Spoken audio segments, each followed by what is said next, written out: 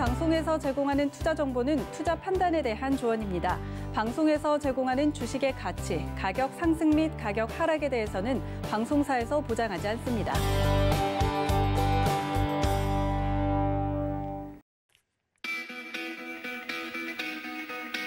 네, 안녕하세요. 여러분의 고수익을 위한 작전을 세워보는 시간, 고수익 작전 타임 김성희입니다. 네, 우리 시장 박스권을 탈피할 수 있을까요? 한 단계씩 차근차근 올라주고 있습니다. 어제도 외국인의 순매수 속의 상승으로 마감했는데요. 6거래일 연속 매수 이어지고 있습니다. 자, 일단 이번 주 흐름은 괜찮았는데 한 주의 마지막 날인 오늘도 웃으면서 마감할 수 있기를 바라보면서 오늘도 함께 투자 작전 세워보도록 하겠습니다. 오늘의 투자 작전 화면으로 함께 확인하시죠. 네, 오늘의 투자 작전입니다. 먼저 김민수의 작전 키워드 MC 사업 손절한 LG입니다. LG전자 모바일 사업과 관련한 작전 세워봅니다. 네, 이어서 허만삭의 작전 리포트 시간입니다. 이번 주 다뤄드렸던 반도체 업종 리포트 리뷰해봅니다. 네, 이어서 김성희의 고수익 포트, 이주현 전문위원과 함께하는 고수익 포트 시간에는요. 어제장 상한가에 갔던 중소형 건설주 리뷰해보도록 하겠습니다.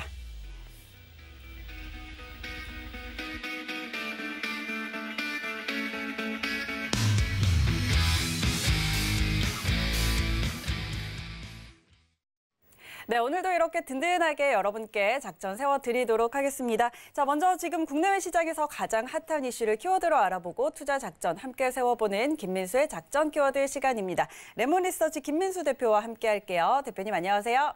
네, 안녕하십니까? 네, 반갑습니다. 자, 오늘 준비해 주신 키워드부터 한번 확인해 보도록 하죠. 네, 오늘의 키워드입니다. MC 사업 손절한 LG라고 꼽아오셨습니다. 네, LG전자가 결국 이제 스마트폰 사업부를 손절했죠. 누적 적자만 5조 규모에 달하는 이 스마트폰 사업부 아픈 손가락이었는데, 자, 과감히 철수하면서 이제 신성장 동력을 강화하겠다라고 밝혔습니다. 자, 이런 부분 이전에 사실 주가에는 좀 반영이 된 것 같은데 관련해서 어떻게 작전 세워볼까요? 네, 손절은 나쁜 게 아닙니다. 앞으로 더 나가기 위해서 안 좋은 거 정리하는 거는 나쁜 게 아닌 것 같은데요. 여기서 또 질문의 타임이 돌아왔습니다, 대표님. 네. LG전자 그러면 손에 이제 볼 거 없는데 지금 그냥 사면 될까요? 지금이요. 네. 좀 고민이 됩니다. 네, 고민이 되실까봐 예. 이슈를 준비했습니다. 예. 그러면 됐죠? 예. 그래서 일단 LG전자 같은 경우 말씀하셨듯이 누적 적자가 계속되는 입장 쪽에서 사업을 계속할 만한 명분이 없는 상황들이죠. 그래서 이제 정리로 한때는 매각 얘기도 나왔었는데 매각을 하기도 만만치 않은 게 아예 하려면은 기존에 있던 것까지 싹 드러내야 되는데 특허나 관련된 기술은 또 안 판다고 얘기하다 보니까 사는 사람 입장 쪽에서는 알짜배기 빼고 뭘 사느냐라는 입장 쪽이었죠. 대표적으로 베트남 회사들 같은 경우도 그렇게 보여줬었고 그러다 보니까 당연히 팔리지도 않는 거 일단 정리하겠다라는 입장인데 그러면 그래도 원천 기술 관련된 쪽은 그대로 놔둔다라는 쪽인데요. 그런 측면으로 보게 되면은 아무래도 이제 그 적자를 많이 봤었던 그래가지고 만약에 올해 순이익이 1조가 났다 그러게 되면 그 중에서 2천억이 적자였는데 이 적자 사업부를 떼게 된다라고 하게 되면 그대로 액면 그대로 1조가 수익이 날 수 있는 그래서 8천억이 아니라 1조가 올라올 수 있는 순이익의 구조로 바뀐다라는 쪽에서 시장은 이제 긍정적으로 바라보는 상황들이고요. 그런 쪽에서 이제 그러면 앞으로 더 잘하는 거를 잘해서 어떤 가려지지 않았던 걸 쪽을 더 잘해서 실적을 더 키우겠다라고 하는 게 중요한 변화라고 봐야 될 것 같은데 그거는 숙제죠. 그렇기 때문에 그 부분도 계속 체크를 하되 또 앞서 잠깐 언급드렸던 이 특허와 관련된 기술 쪽 이쪽을 어느 쪽으로 활용할 것인가가 이제 가장 큰 화두가 아닌가 싶습니다. 그렇게 되면은 아마 지금 패턴으로 봤을 때 전장사업부 쪽에서도 그래도 연관되는 대표적인 자동차용 디스플레이라든가 이런 쪽에서 쓸 수 있을 만한 것들은 좀 있겠죠. 그래서 이를 잘 활용하는 것도 숙제고요. 게다가 이제 실적 관련된 부분들 일단 그 수요일 날 삼성전자만 많이 신경을 썼는데 LG전자도 실적 잘 나왔습니다. 보통 컨센서스가 1조 2천억이 영업이익이 안 됐는데 1조 5천억대까지 나왔다라고 하게 되면 한 거의 생각했던 거에 30% 가까운 실적 호조원을 이끌었다고 봐야 될 것 같고요. 그런 쪽으로 봤었을 때 올해 영업이익이 한 3조 6천억으로 예상하고 있는데 아마 이 부분이 그 적자 사업부와 관련된 MC 사업부를 감안을 한 숫자 같습니다. 그렇게 되면은 이제 적자가 더 커지지 않는다라는 부분들을 반영하게 됐을 때 작년 기준으로 봐도 한 5천억 정도, 5,600억 정도 적자였었죠. MC 사업부가요. 그러다 보니까 이 부분까지 가세하게 되면은 혹시 한 4조 원대 넘어가는 게 아닐까라는 생각이 들고 있기 때문에 실적에 대한 눈높이는 조금 더 업사이드 된다고 보시면 될 것 같고요. 그런 쪽에서 12개월 PR을 계산한다라고 하게 되면 지금 현재 LG전자의 기준이 11.7배 정도 됩니다. 거기다가 PBR, 그러니까 자산 대비해서는 1.5배. 그런데 이게 쉽게 말씀드리면 과거에 LG전자를 떠올릴 때마다 저희가 많이 하는 얘기 중에 하나가 완전 저평가였었죠. 그래서 저평가의 흐름들을 얼만큼 탈피하느냐 이런 게 가장 큰 숙제였는데 지금은 반대로 보게 되면 이 정도 밸류가 나온다라고 하게 되면 생각보다 LG전자의 과거 수준과 비교해 보게 되면 좀 비싸죠. 그렇기 때문에 이 부분은 일단 어떤 기대감이 좀 반영되어 있는 수치라고 봐야 될 것 같고요. 게다가 배당률도 0.78%입니다. 배당이 너무 적죠. 그렇기 때문에 이제 적자 사업부로 인해서 스트레스 받지 않는다라고 하게 되면 주주 가치를 좀 더 제고시켜야 되겠죠. 그래서 배당을 신규 사업 쪽으로 강한 드라이브가 나오지 않는다. 적어도 배당은 더 줘야 되지 않을까 싶습니다. 그렇기 때문에 이런 부분도 확인해야 될 것 같고요. 그래서 결론적으로는 지금 주가 수준이 적자 사업부 정리해서 다른 사업부 쪽으로 더 드라이브를 걸어서 충분히 실적이 앞으로 더 잘 나올 것이다라는 수준을 반영하고 있는 주가다라고 보시면 될 것 같고요. 그런 쪽에서 이제 사업부가 정리되면은 손절을 하게 되면은 손절해서 했을 때 나오는 비용이 있습니다. 쉽게 말씀드리면 저희도 주식하다가 손절하게 되면 비용이 들어가죠. 왜냐하면 소주 삽니다. 네, 마음이 아프기 때문에 마음을 달래기 위한 또 비용이 들어가죠. 그런데 이런 LG전자도 마찬가지로 이 매몰 비용이라는 게 발생할 걸로 보여지고 있는데 지금 이제 안 팔린 스마트폰만 하더라도 재고가 한 30만 대 된다고 봐야 될 것 같고요. 그런 쪽에서 보게 되면 이거를 그대로 안고 갈 수가 없기 때문에 빨리 정리를 하려고 하겠죠. 그러면은 아마 혹시 LG전자 스마트폰 좋아하시는 분들은 조만간 싸게 나올 가능성이 높기 때문에 한번 갈아타시는 것도 이건 뭐 주식도 아닌데 죄송합니다. 네, 그래서 프로모션 관련된 쪽으로 많이 좀 밀어내기가 나오지 않을까라는 쪽이기 때문에 이 부분도 어떻게 보면 제값을 못 받고 판다라고 하게 되면 약간 이제 손해를 감수하는 쪽으로 나오겠죠. 게다가 또 AS 사업부는 그대로 둔다고 그랬습니다. 근데 AS 사업부가 쉽게 말씀드리면은 수익형 부서가 아닙니다. 즉 AS 사업부로 기존에 갖고 있던 LG의 어떤 브랜드를 유지를 시키기 위한 여러 가지 전략이라고 하게 되면 비용 부서죠. 그러다 보니까 비용은 계속 발생한다는 점, 물론 크지는 않을 겁니다만 그런데 여전히 이 부분에 대한 비용도 염두를 해야 될 것 같고요. 게다가 또 이런 일시적으로 어떤 재고라든가 그리고 또 사업부를 정리할 때 반영되는 비용을 또 분기나 아니면 연간 실적 쪽으로 정리가 한번 들어갈 것 같은데 적어도 올해 안으로는 이 비용을 반영하겠죠. 그런 생각보다 일단 1차적으로 실적이 좀 휘청일 수도 있다는 쪽은 살짝 생각을 해봐야 될 것 같고요. 그와 함께 또 중요한 부분들은 기존에 이제 사업부를 인수를 하면서 인건비와 관련된 부분들의 또 이해 충돌이 발생합니다.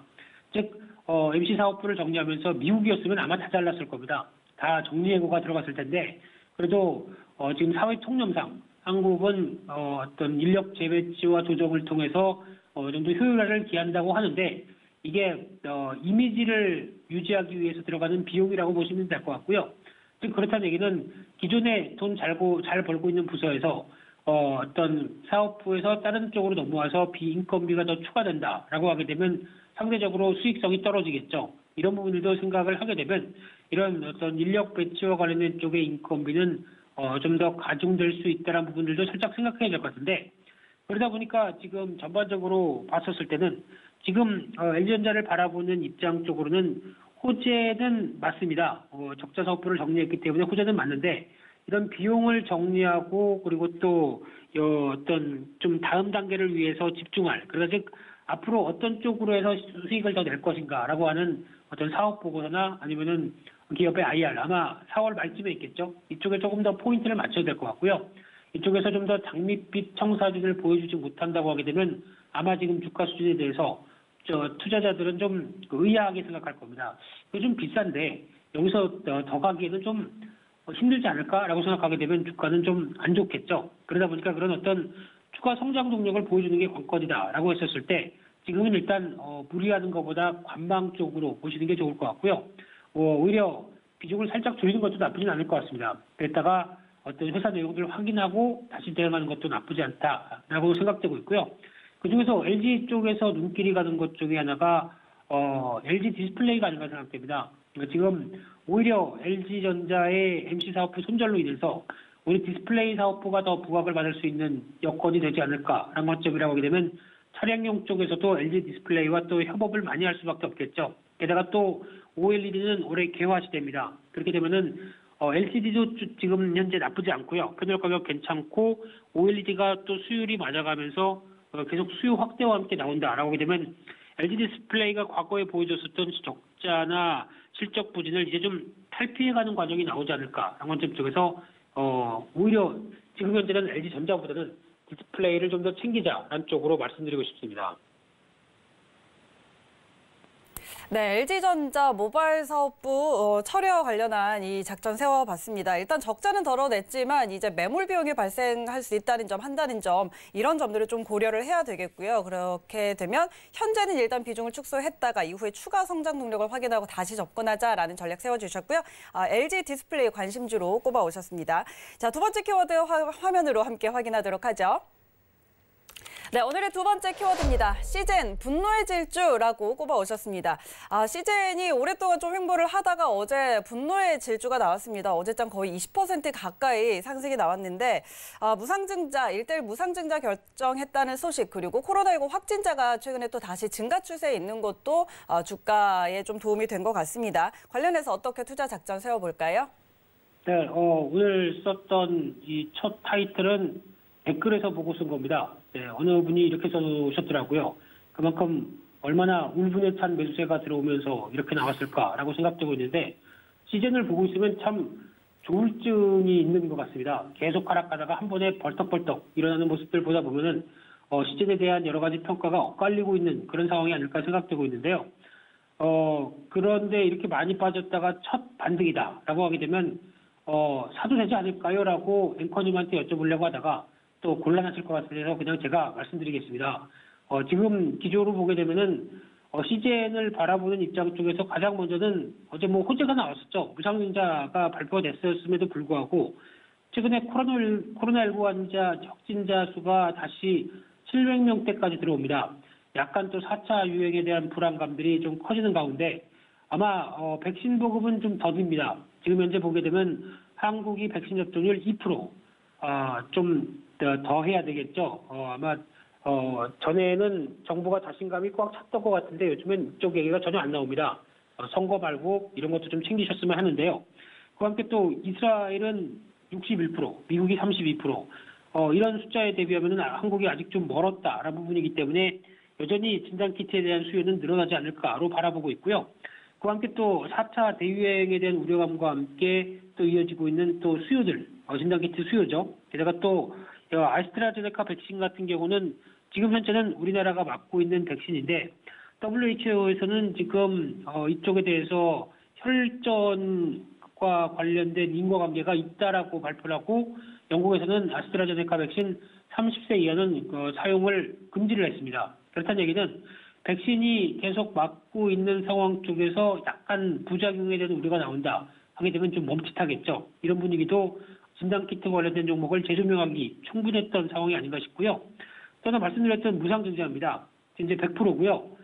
지금 4월 26일이 신주 배정일이고 5월 20일 날 상장 예정일입니다. 그러다 보니까 이에 따른 주주가치에 따른 재고가 돈 많이 벌었으니까 이제 그를 통해서 덩치를 좀 키우는 쪽의 확장들도 같이 이어지겠다는 걸 보여주고 있는데 게다가 최근에 나온 얘기를 보다 보면 작년에 배당 많이 줬죠. 1,500원인데 많이라고 하긴 좀 힘듭니다만 그래도 그 전에 비하게 되면 많이 줬다고 봐야 되겠죠. 게다가 분기 배당으로 바꿀 소지가 있다라고 얘기를 하고 있고요. 차라리 이렇게 되면은 배당도 좀 늘리면서 분기 배당을 하지 않을까라는 생각들. 그와 함께 또 코스피 이전으로 들어가겠다라고 하는 부분들도 지금 계획을 하고 있는 상황인 것 같은데요. 근데 지금 코스피 이전 관련된 쪽은 주가의 직접적인, 즉 구조적인 성장의 변화라고 보긴 힘듭니다.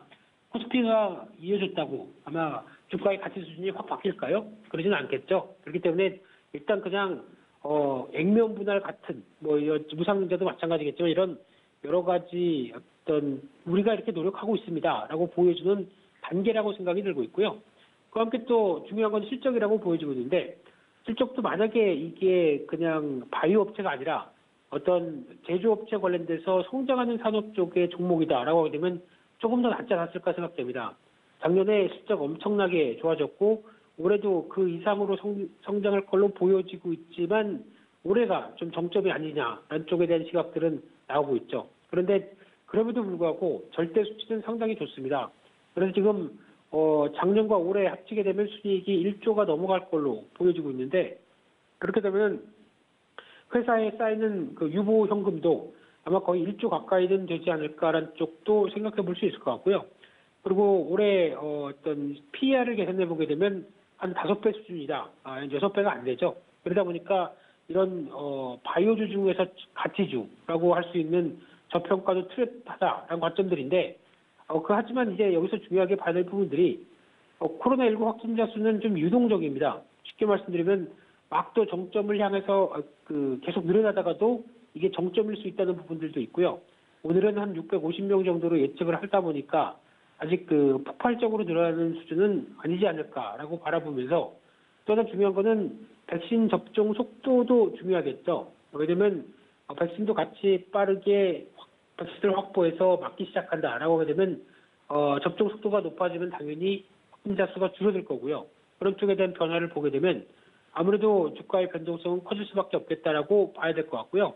또 하나 중요한 거는 지금 기준으로 봤을 때 어떤 코로나19에 관련된 수치를 보게 되면은 어떤 지금 실적이 계속 확장되느냐 여부가 또 중요할 것 같은데 지금 현재가 실적이 정점으로 보여지고 있는 상황 속에서 어느 다음 즉 M&A나 또 R&D를 강화해서 또 다른 사업들을 뭘 할 것이냐 하는 부분에 대한 또 청사진을 보여줘야 되겠죠. 그렇게 되면은 사내병원 설립이나 IT 융합해서 뭘 하겠다라고 하는 사업 보고서 내용이 있는데 좀 약하죠. 이게 아니라 차라리 그냥 비슷한 계열이나 아니면 약간 비슷하지만 새로운 바이오주를 인수를 한다든가 하는 어떤 충분한 자본금을 쌓아놓은 현금을 통해서 활용하는 전략들이 나와야 오히려 시장에서는 좀 더 부각할 수 있다라고 하게 되면 이걸 확인할 시간도 필요할 것 같습니다. 그래서 결론적으로는 지금 시즌을 바라보는 입장 쪽에서 일단 한 번씩 저점에서 발짝발짝 올라오고 있는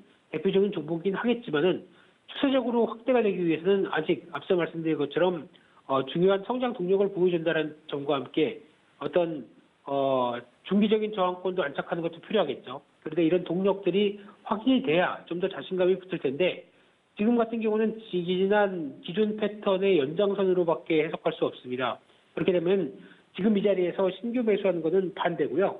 오히려 보유하신 분들 쪽은 비중을 좀 줄여가는 전략 쪽으로 보시는 게 좋지 않을까라는 관점 쪽에서 일단 너무 기대감을 키우지 말자. 확인할 거 확인하고 가자. 이렇게 말씀드리겠습니다.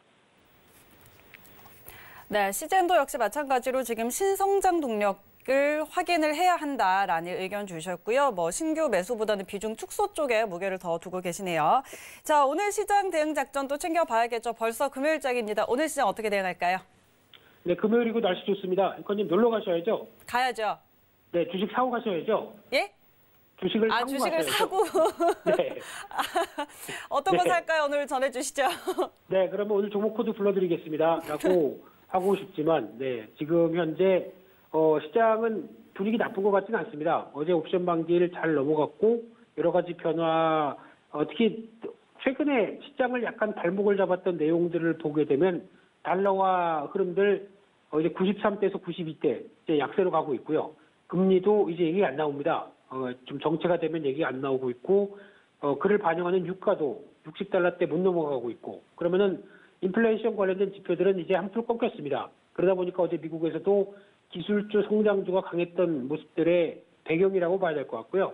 그런 쪽에서 지금은 위험자산에 대한 선호 효과 지금 자막이 틀렸네요. 죄송합니다. 위험자산에 대한 선호 효과가 계속 나오고 있는 상황 쪽에서 또 오늘 또 중국의 생산자 소비자 물가지수 발표되고 미국에서는 생산자 물가지수가 발표될 예정입니다.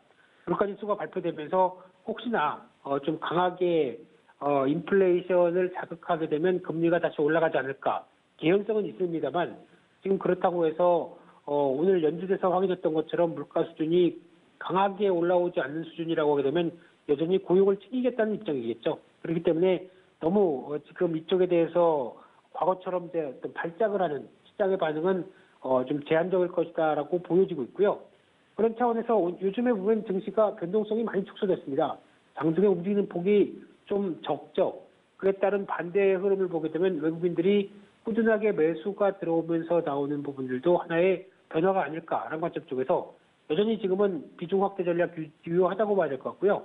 그냥 수출 잘 되는 쪽, 또 오늘 같은 경우는 어제 연장선상으로 보게 되면 종목 중심의 장세들도 계속 나온다라는 쪽에서도 한 번쯤 체크하고 대응할 필요가 있다고 보여지고 있습니다. 네, 고맙습니다. 자, 오늘 내용 여기까지 들어볼게요. 지금까지 레몬리서치 김민수 대표와 함께했습니다. 대표님 고맙습니다. 네, 감사합니다.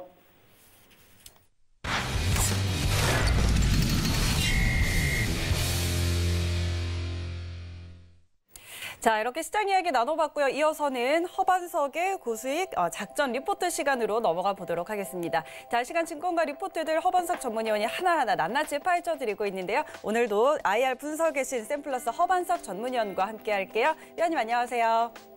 네, 안녕하세요. 네, 반갑습니다. 자, 금요일은 이번 주에 있었던 리포트들 다시 한번 리뷰해드리는 시간인데, 자, 오늘의 리포트 화면으로 함께 확인하시죠. 네, 이번 주 리포트 리뷰입니다. 이번 주는 반도체 업종 리포트 함께 짚어봤고요. 삼성전자, ISC, 그리고 원익 IPS까지 종목 리포트 다시 한번 확인해 보도록 하겠습니다. 네, 월요일 산업과 섹터에 대해서 리포트를 가능한 한 살펴보고 있고요. 그 이후로는 화요일 삼성전자, 수요일 ISC, 목요일 원익 IPS까지 살펴봤는데요. 반도체 쇼티지, 공급 부족, 그러면 반도체는 어떻게 분류할 수 있을까? 파운드리, EUV, OSAT, 과연 무엇을 뜻하는 단어인가? 라는 것들은 기본적으로 알고 투자를 해야 한다라는 생각이 문득 들었습니다. 그래서 반도체는 메모리 반도체와 시스템 반도체라고 불리는 비메모리 반도체라고 구분을 해볼 수 있고, 메모리 반도체는 말 그대로 메모리, 저장하는 장치죠. D램, 낸드 플래시로 구분되고요. 시스템 반도체라고 불리우는 비메모리 반도체 분야는 저장을 빼고서 정보 처리나 해석, 그래서 컴퓨터에도 들어가고요. 어디든 들어가는 중앙 처리 장치 CPU, 그리고 어플리케이션으로 분류가 되고 있는 AP로 분류해 볼 수 있습니다. 시장 규모는 비메모리 반도체가 메모리 반도체보다 약 2배 정도 훨씬 크다라고 이해를 하시면 좋을 것 같고요. 그러면 이제 반도체를 생산하는 기업들을 분류를 또 해봤습니다. IDM, 종합 반도체 회사죠. 삼성전자는 메모리 반도체 시장 점유율 1위, 그리고 인텔은 비메모리 반도체 시장 점유율 1위라고 보시면 되고요. 팹리스라고 하면 자체 브랜드를 가진, 그리고 설계와 판매를 하는 기업. IP는 자체 브랜드가 없는 설계만 하는 기업입니다. 팹리스의 대표적인 기업들로는 퀄컴이나 엔비디아, AMD 등이 있고요. 이제 설계를 했으면 제조를 해야 됩니다. 생산을 해야 되는데 설계 도면과 생산 도면이 조금 다르기 때문에 디자인 하우스가 제조용 설계 도면을 만들어주고요.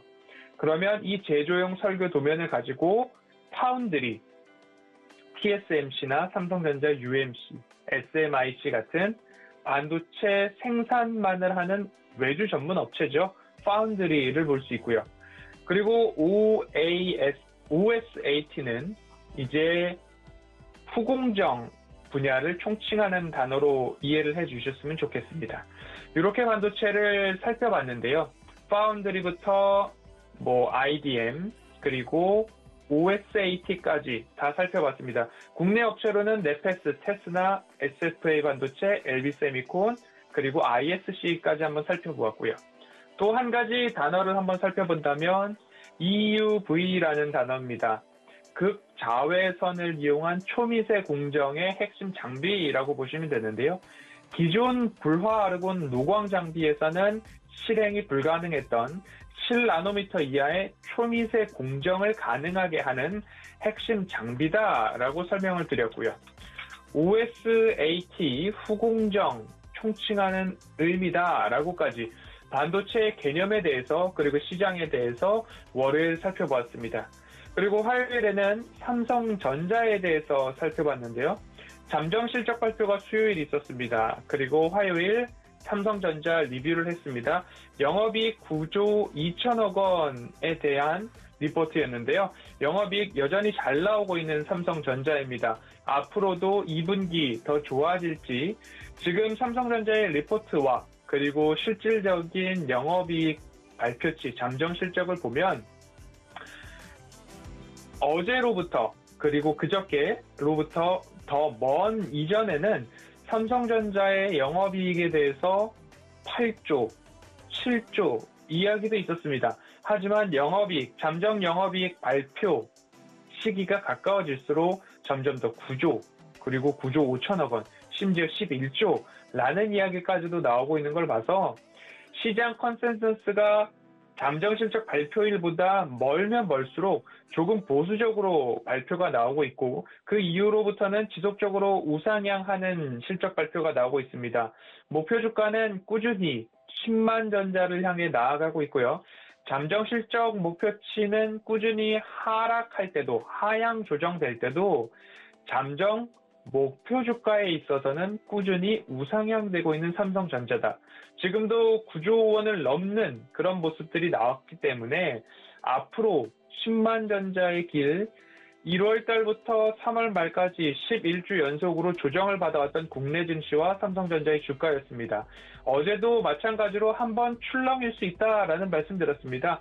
잠정 실적이 잘 나와도 또는 부족하게 나와도 그 실적 이벤트 이후에는 한 번씩 출렁했는데 그때마다 한 번씩 일시적 조정이 오더라도 상승의 끝은 아니기 때문에 조정 시마다 모아가는 전략으로 한 번씩 보셔도 좋겠다라는 말씀을 한번 드렸던 삼성전자였습니다. 그렇기 때문에 앞으로 장기 투자에 능하신 분이라면 조금 지루할 수도 있습니다. 하지만 삼성전자만을 매수하거나 장기 투자를 하는 분이라거나 반도체 호황에 대해서 기대감을 갖고 계신 분이라면 한 번씩은 살펴보셔도 좋겠다라는 말씀 어제와 오늘 연이어서 말씀드리겠습니다.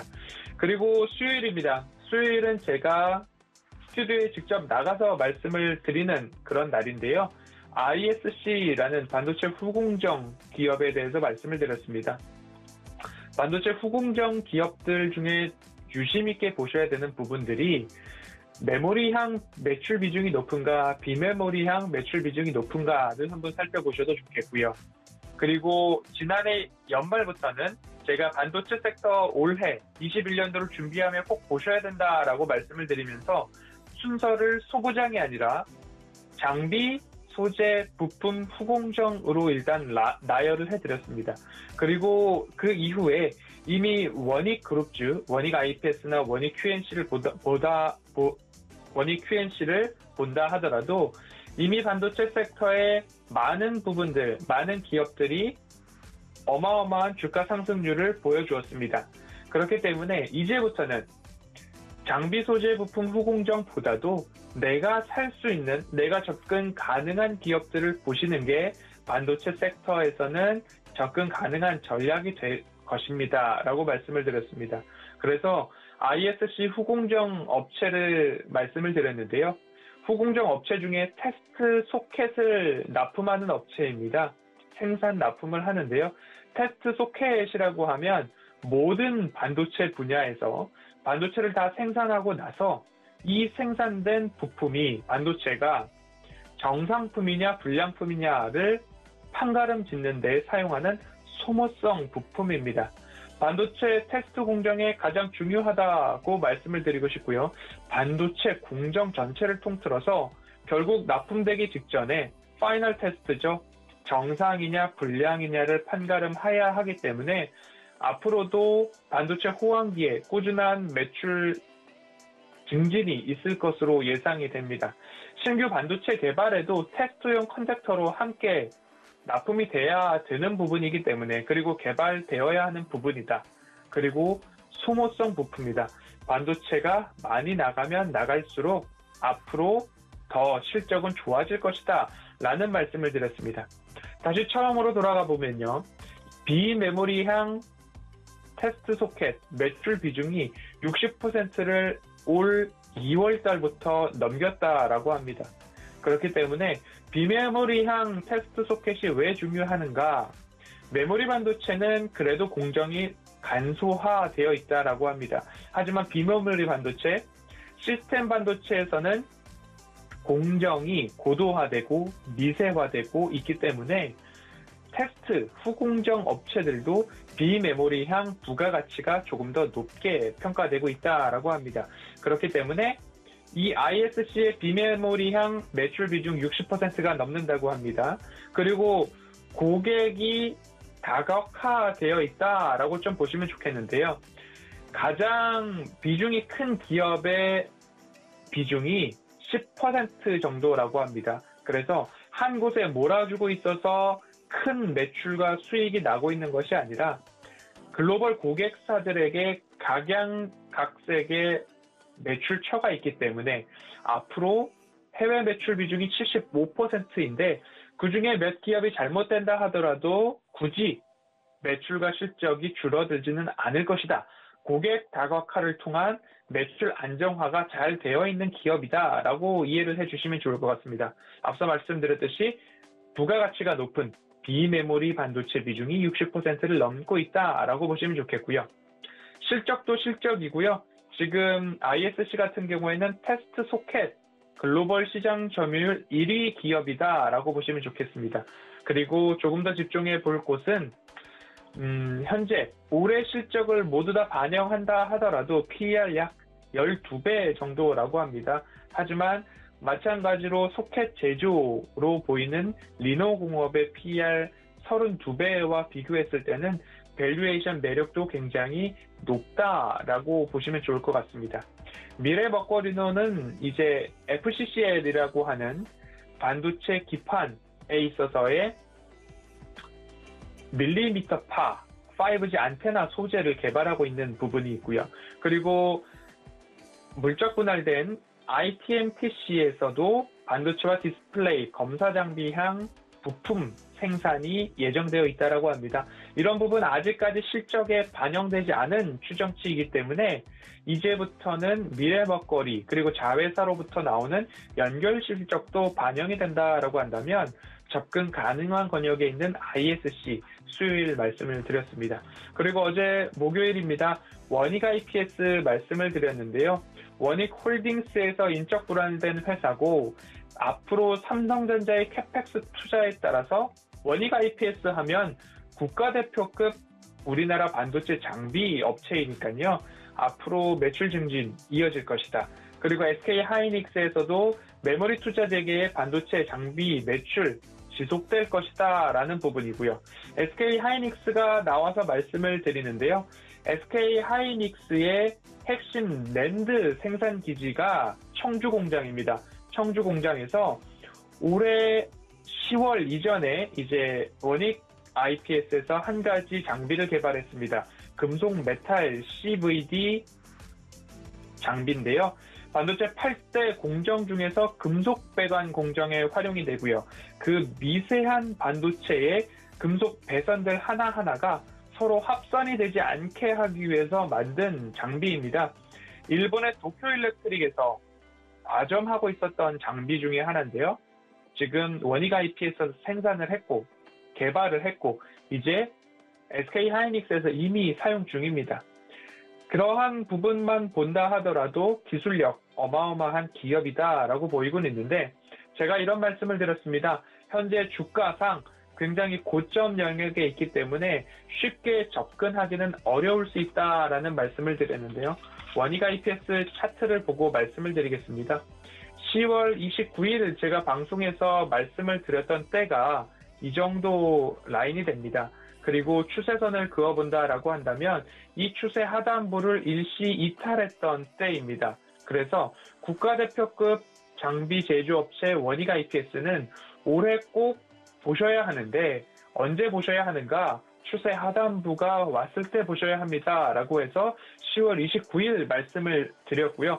다행히도 예상이 적중을 했고 70% 이상의 큰 상승을 보였습니다. 그렇기 때문에 현 구간에서는 일부 되돌림이 나올 수도 있는 구간입니다. 슈팅이 나와도 어마어마하게 나온 위치이기 때문에 현 구간에서 매수를 들어가시기에는 조금 부담이 되는 자리다라는 말씀 꼭 드리고 싶습니다. 그렇기 때문에 원익 IPS를 사고 싶은데 아직 못 사셨다라고 하는 분들은 조금 기다려 주셔야 되겠고요. 기다릴 때 어디까지 기다려야 되느냐? 적어도 5만 원 언저리까지는 좀 기다려보는 전략 꼭 말씀을 드리고 싶습니다. 왜냐하면 4만 원 이하에서 매수한 분들이 5만 원까지는 기다리고 4만 5천 원까지도 기다릴 수 있습니다. 하지만 차익 실현, 수익 실현을 하시는 분들은 이미 하고 있기 때문에 지금 5만 5천 원 언저리에서 일부 되돌림이 반복되고 있는 모습이기 때문에 그 구간까지는 조금 기다려 주셔야 되겠다라는 기술적 분석 꼭 말씀을 드려왔고요. 이제 앞으로는 어떻게 될 것인가? 1분기에는 상대적으로 대부분의 반도체 장비 매출 좋을 것이다 라는 이야기가 있는데 현재 원익 IPS 같은 경우에는 조금 더 좀 보수적인 장비 셋업 기준이 있기 때문에 2분기부터 매출이 더 좋아질 것이다. 1분기는 컨센서스 부합 정도가 마땅할 것이다 라는 이야기가 나오고 있습니다. 그래서 5만 원 언저리까지는 한번 기다려보자 라는 말씀 재차 드리고 있고요. 하지만 연간 실적 꾸준하게 좋아지고 거기에는 조금 의심의 여지가 없을 것 같습니다. 그런 부분들 한번 살펴보았으니까요. 이번 주 내내 반도체에 대해서 말씀을 드렸습니다. 그러면서 한 가지 짚고 가는 것. 지난해 연말부터는 장비, 소재, 부품, 후공정, 순서와 중요도를 좀 구분해서 말씀을 드렸는데 이제부터는 순서와 상관없이 내가 접근 가능한 가격적 전략을 잘 세워서 들어가셔야 되겠다. 허반석의 모멘텀 체크리스트를 보시면 차트상 저위험 구간인가를 첫 번째 말씀을 드렸듯이 현재 덜컥 들어갔다가 조정기의 모든 조정을 다 몸으로 받아내지 마시고 차트상 저위험 구간에 접근을 하시면 좋겠고요. 그리고 두 번째, 매출액과 영업이 증가하는 기업들 꼭 살펴보셔야 되겠고요. 세 번째, 미래 먹거리나 가시적 모멘텀, 형 구간의 가격적 전략까지 보셔야 되는데 시끌벅적할 때 추세상 고점에 들어가는 것보다도 제가 일부 잘한다고 한다면 말씀드릴 수 있습니다. 뭐 폴디드 줌 카메라도 그렇고요. 폴더블 폰 섹터도 그렇고요. 장비 섹터에서도 그렇고요. 신세계, 유통업종에서도 그렇고 너무 시끌벅적하기 전에 들어가시거나 시끌벅적했을 때 피크 때는 조금 기다려주시고요. 키움증권도 1월 11일이 고점 영역이었기 때문에 기다렸다가 들어가셔도 늦지 않았다라는 말씀 다시 한번 복기해 보겠습니다. 그렇기 때문에 장비, 업체, 반도체 섹터도 이제부터는 내가 가격적인 전략으로 접근 가능한 구간 기다렸다가 들어가시자 또는 추세 하단에 있는 기업들 ISC 같이 지금 들어갈 수 있는 기업들도 소개해 드렸으니까요. 한번 살펴보셨으면 좋겠고요. 이번 주 자세한 보고서 모두 다 무란톡 오픈 채팅방에 올려드리고 있고요. 클립 영상과 함께 이 반도체 섹터나 제가 작전 리포트에서 함께 나눴던 섹터에 대해서는 함께 논의회장, 토론회장이 열리고 있으니까요. 함께 참여해 보셔도 좋을 것 같습니다. 이번 주와 오늘 반도체 섹터 리포트 여기까지 살펴보도록 하겠습니다. 네, 이번 주에 함께 다뤄드렸던 반도체 섹터 업종 리포트 그리고 종목 리포트 다시 한번 하나하나 리뷰를 해드렸습니다. 다시 한번 보시면서 또 같이 공부해 보시고요. 허반석 전문위원은 여기서 보내드리도록 할게요. 위원님 고맙습니다. 감사합니다. 네, 이어서 저희는 김성의 고수익 포트 시간으로 넘어가 보도록 하겠습니다. 이 시간 이주현 전문위원과 함께 저희 포트폴리오 단기 포트, 장기 포트 하나하나 채워보고 있는데요. 오늘 이 시간 역시 이주현 전문위원과 함께 할게요. 위원님 안녕하세요. 네, 안녕하세요. 네, 반갑습니다. 자, 오늘 이야기 나누기 전에 저희 고수익 포트 어떻게 운용되고 있는지 화면으로 먼저 확인하도록 하겠습니다. 네, 김성의 고수익포트 이렇게 운영됩니다. 주식 포트폴리오 어떻게 꾸려야 하나요? 잘 모르겠다 하시는 분들, 내가 단기 투자형인지 장기 투자형인지 투자 성향부터 찾아보세요.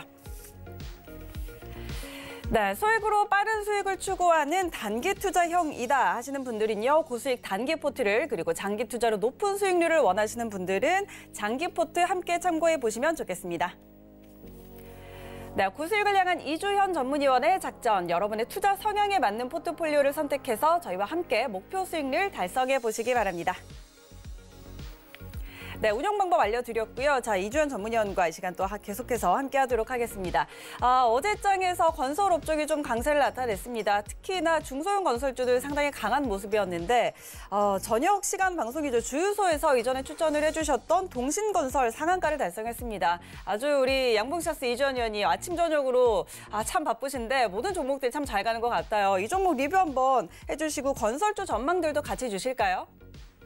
네, 동신건설 이제 주유소에서 이제 첫 방송하는 날 이제 첫 종목으로 이제 이야기를 드렸던 종목인데, 전체적인 이제 중소형 건설 섹터들이 좀 좋은 흐름을 보여주고 있었고, 거기다가 동신건설 같은 경우는 이제 이재명 테마주로 이렇게 엮여 있는 부분이 있었습니다. 그래서 주가 흐름을 보시게 되면 굉장히 큰 폭의 상승을 했다는 걸 알 수 있고, 2000년도에 한 6월, 그러니까 한 여름쯤 주가가 한 6,000원대에서 7,000원대를 왔다 갔다 했었습니다. 그래서 바닥권에서 한 10배 정도가 상승한 종목이었고요. 이 종목이 이제 상승할 때 점 상한가를 한 4차례 정도 가면서 고점권에서의 큰 거래량이 터지지 않았다라는 부분이 추가적인 상승 흐름이 나올 수 있겠다라고 제가 판단을 했던 부분이고요. 만약 상승이 나온다면 굉장히 강한 시세가 나올 수 있는 그런 종목이지 않을까 하는 생각을 해봤습니다. 뭐 앞쪽에 보시게 되면 뭐 상한가를 밥 먹듯이 이렇게 보냈던 종목이기 때문에 충분히 이런 강한 시세가 나와 주겠거니 했던 부분이고요. 그리고 뭐 다들 아시겠지만 보궐선거 있었기 때문에 그 타이밍과 함께 좀 잘 맞아 떨어져서 큰 시세를 내준 게 아닌가라는 생각이 듭니다. 오늘은 좀 조심해서 보셔야 되는 부분인데요. 지난번 이제 그저께 제가 중소형주 건설 섹터 보시라고 말씀드렸던 이제 벽산도 상한가를 지금 들어가 있는 상황이고요. 그리고 뭐 유튜브 방송에서도 말씀드렸던 일성건설 상한가가 들어갔습니다. 그래서 어저께 제가 중소형 건설주로 보고 있는 종목이 이런 겁니다라고 말씀드렸던 것들이 전부 다 상한가를 들어갔는데 아마 세 종목이 좀 비슷한 흐름을 보이지 싶습니다. 그런데 일단 좀 전에 말씀드렸던 동신건설 같은 경우는 이제 대선 테마로도 이제 엮여 있는 부분이 있기 때문에 추가적으로 이렇게 좀 더 강한 흐름이 10배가 올랐지만 더 나와준다라고 생각하시면 좋을 것 같고요. 이 구간에서는 여러분들이 이제 들어가서 뭐 내가 큰 수익을 내야지, 이제부터 뭐 장기 투자를 해야지, 이렇게 생각을 하시면 큰일이 납니다. 그래서 이 종목 지금 현재 상한가 갔기 때문에 뭐 해본다 하면 단기적으로 조정이 나올 때 뭐 저점 매수를 해서 한 3에서 5% 정도 수익을 내는 그런 관점으로 노려볼 수는 있겠지만 그 이상을 보고 뭐 추격 매수를 한다든지 아마 아침부터 갭 떠서 좀 강하게 가는 흐름이 나올 거예요. 그런 데 휘말리셔가지고 추격 매수 잘못하시게 되면 굉장히 크게 문제가 될 수 있다. 물론 강했던 종목들이기 때문에 연속성 있게 상승이 나올 가능성도 있지만 그런 것을 이제 뭐 확률이 그렇게 높지 않기 때문에 여러분들이 그런 걸 노리고 그러니까 하나의 이제 운을 바라보고 접근을 하신다면 큰일 납니다. 그래서 급등주는 항상 급등하기 전에 어떤 모멘텀을 읽어내시고 선침해하는 것이 가장 중요하다. 그래야 따뜻한 마음으로 다음날 흐름을 좀 지켜볼 수 있다. 이렇게 편안한 마음으로 지켜볼 수 있다. 이렇게 생각하시면 좋을 것 같습니다. 그래서 동신건설은 일단은 보유자분들이시라면 오늘 갭 상승 출발하면 절반 매도하시고 비중을 전체 뭐 한 3분의 2 정도는 분할 매도하시는 관점으로 생각을 해보시고요. 제 생각에는 뭐 한 6만 한 5천 원 정도 부분까지는 좀 올라가지 않을까라는 생각을 하고 있습니다. 하지만 뭐 이것도 올라가봐야 아는 거지 워낙 많이 오른 종목이기 때문에 좀 조심해야 되는 그런 종목이다라고 말씀드리겠습니다. 일성건설이나 뭐 벽산 같은 경우도 조심해야 되는 종목이긴 하지만 뭐 크게 이제 첫 상한가가 나온 부분이기 때문에요. 이런 종목들은 조정이 나오면 다시 한번 공략을 해볼 수 있다라고 생각하시고요. 조정 충분히 나올 때까지 기다려 보시는 게 좋겠다. 이렇게 정리를 해드리도록 하겠습니다. 자, 그리고 오늘장 단기적으로 좀 볼만한 종목을 포트에 넣어드리려고 했는데 다음 주 월요일 날에 제가 소개해드리는 걸로 이렇게 하도록 하겠습니다. 네, 좋습니다. 자, 종목들 다시 한번 리뷰를 해드렸습니다. 일단 추격 매수는 좀 자제하시고 수익을 보고 계신 분들이라면 분할 매도로 일단 차익 실현 좀 해보자라는 전략 드렸으니까 참고해 보시고요. 자, 그리고 장기 포트로 가져갈 종목들 월요일 방송에서도 공개를 해주실 테니까 그날도 함께 해주시면 좋겠습니다. 자, 그렇다면 오늘 시장에서 눈여겨볼 섹터 어떤 섹터 있을까요? 네, 오늘 생각에 아무래도 건설 섹터들이 이제 전체적으로 좀 강한 흐름들을 보여줬던 부분이 있는데 이 건설 섹터들에서 이제 좀 파생되는 그런 섹터들도 있습니다. 페인트라든지 시멘트, 제지도 제가 이제 쇼티지 나는 쪽 시멘트와 제지해서 이제 어저께 한번 지켜보시라고 말씀드렸는데 오늘 역시 이제 시멘트 쪽이 좀 괜찮을 것 같고요.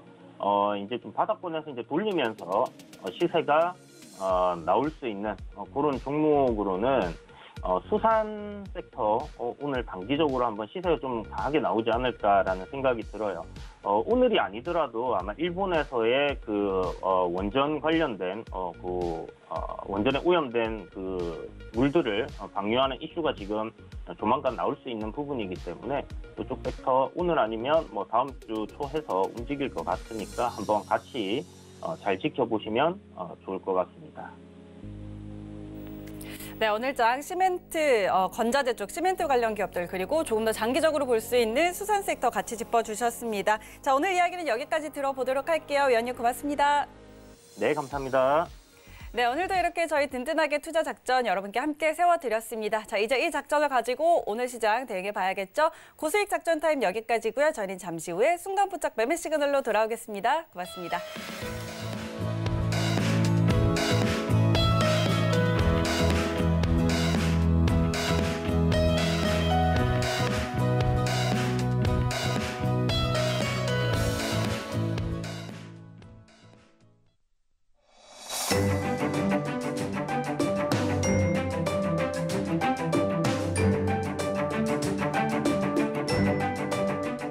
안녕하세요. K웨더 라이프스타일 예보 김단비입니다.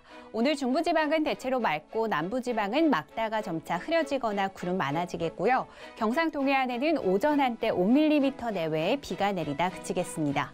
한편 오늘 서쪽 지방은 낮 동안 20도 안팎으로 기온이 오르며 포근하겠고요.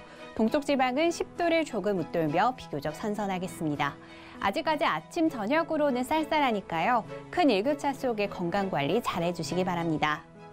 한편 곳곳으로 건조특보가 확대된 모습인데요. 서울을 포함한 일부 경기 내륙과 광원 영서 남부 등 특보가 내려진 지역에서는 산불 등 각종 화재 예방에도 각별히 주의하셔야겠습니다. 오늘은 중국 북동지방에서 동해상으로 남하하는 고기압의 영향을 받겠습니다. 다음은 자세한 지역별 날씨입니다. 중부지방의 아침 기온 서울 6도, 대전 4도로 시작해 한낮에는 서울과 대전 18도까지 오르며 일교차가 매우 크겠습니다. 동해안 강릉과 속초는 아침 기온 5도에서 시작해 한낮에는 12도 선에 머물며 종일 선선하겠습니다.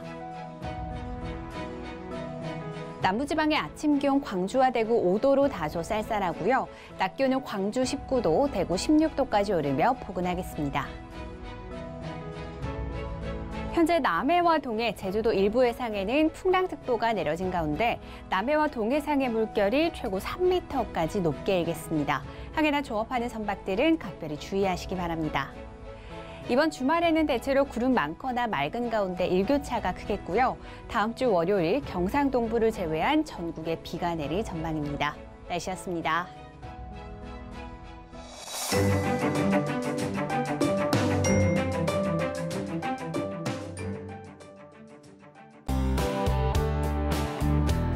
본 방송에서 제공하는 투자 정보는 투자 판단에 대한 조언입니다. 방송에서 제공하는 주식의 가치, 가격 상승 및 가격 하락에 대해서는 방송사에서 보장하지 않습니다.